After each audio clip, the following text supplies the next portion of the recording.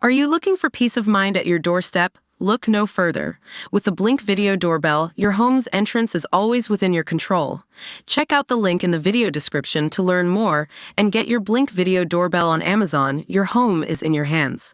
Joe Biden's first solo press conference of the year went exactly the way one would expect, with the president defiant and his remarks both odd and inaccurate. Exhibit A happened after the key question of the debate regarding whether Vice President Kamala Harris was ready to be president if called upon. "Look, I wouldn't have picked Vice President Trump to be vice president if I think she's not qualified to be president," the 81-year-old replied. Gasps ensued. And that kind of answer did nothing to reassure the American people that the 81-year-old Biden deserves to be in office through his 86th birthday if somehow re-elected. The Vice President Trump gaffe came after Biden introduced Ukraine President Zelensky as President Putin, earlier that day at the NATO summit in Washington. These are the kind of viral clips that resonate far more than any remarks on policy as it relates to economic, immigration, and foreign policy. The president's decline is nothing new. A Wall Street Journal poll showed that 74% of Americans saying they did not believe Biden should run again because of his age and mental acuity, or lack thereof. And this was a survey taken months before the debate. Other polls taken post-debate have similar results, including a CBS survey that showed just 27% of the public believes Biden has the cognitive ability to be president right now. If that's the case, why should Biden get another 4 years? And during this press conference, Biden once again was given a list of hand-picked reporters to call on.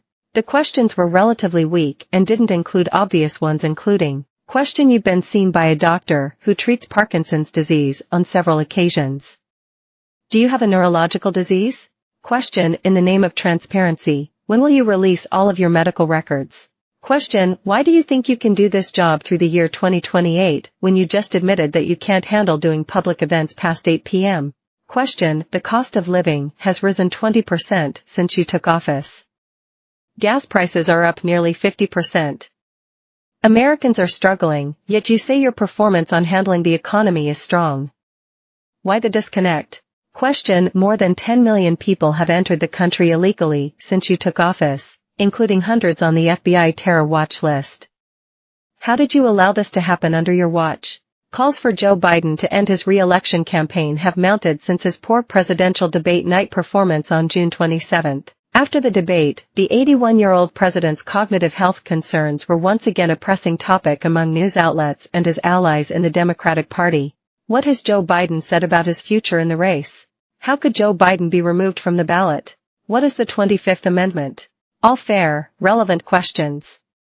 Yet none of them were asked, making this press conference not a difficult one for even this president to handle. On Friday and throughout the weekend and for the foreseeable future, the calls will only continue to grow for Biden to step aside, especially from within his own party and his former allies in the media. But from what we witnessed from the East Room of the White House late Thursday afternoon, this president isn't going anywhere without a fight. "If I slow down and can't get the job done, that's a sign I shouldn't be doing it," he said. But there's no indication of that yet.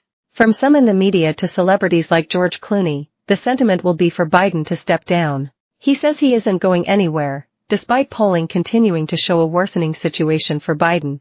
Not only does Donald Trump lead in every swing state, but the map has expanded to previously untouchable blue states including Maine, New Hampshire, New Jersey, Virginia, Minnesota, and New Mexico. One prominent senator, Michael Bennet of Colorado, even warned this week that Biden could be facing a landslide loss. It's a full-blown mess for the Democratic Party. If Biden somehow survives this and is the Democratic nominee, Trump's return to the White House is that much more certain.